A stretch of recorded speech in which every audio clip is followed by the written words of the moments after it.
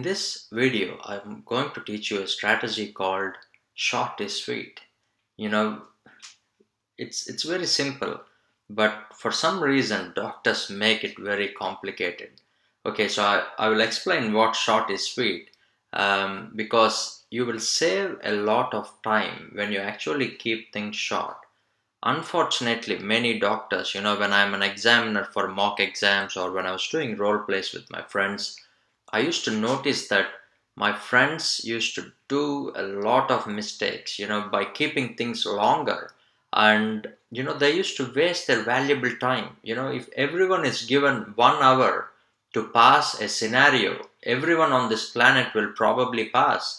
But when you have to finish a scenario within a given time, that's when, all these strategies I'm going to teach you are going to help you, So when you're taking history, you should ask, small questions rather than asking lengthy questions. Okay, so recently when I was an examiner for a mock exam, candidates were asking lengthy questions like this. Do you have any diarrhea?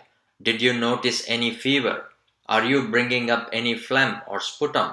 Okay, so yes, they're appropriate English wise, they're perfect, grammatical and all those things. But see, why do you want to waste asking lengthy questions like this? Instead of that, what I used to do is, I used to ask the patient any diarrhea, any fever, any phlegm.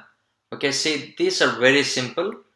It's not saving that fraction of second there, but you will sound more confident. You don't need to think for framing the sentence. See, some doctors, English might not be their first language, and that's when you do mistakes in a high pressure situation like an exam situation.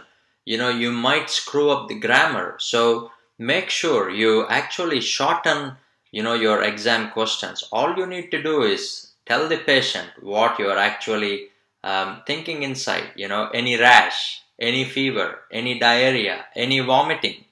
Okay, so any phlegm. See, it's very simple. So when you're ruling out your differential diagnosis, make sure you ask short questions because this will save a lot of time. Believe me, when you practice this, this is going to help you a lot. And again, I use the same strategies when I'm taking history in my real life, and all those fraction of seconds will count in your exam. All you need to do is use these strategies and save 30 seconds. And in 30 seconds of your exam, you can do a lot of things. You can explain the management. You can say, you need to go to the hospital where they will take some blood tests, give you antibiotics. See there? You finish the management part in less than 10 seconds. Okay, so make sure you use these small strategies. I know that some of you might say, this is a joke, how am I saving time here? But see, any question you ask, for example, if you ask 20 long questions, okay, something like, do you have any diarrhea? Did you notice any fever? Are you bringing up any phlegm? You're saving, you're wasting some time there. Could be a fraction of a second, but still in a clinical exam or OSCE exam, time is gold. Even if you save 5 seconds, that's a big saving. Okay, so make sure you use this. Just listening to this and not doing in the exam might not help. You need to practice a lot. When you're doing role plays with your friends, practice these strategies and this will save a lot of time. It will give you some confidence. I used to be very confident when I'm actually taking history. Okay, so I'm actually going to teach more strategies later. So for this video, I'm going to talk about asking shorter questions so that you save time and avoid mistakes.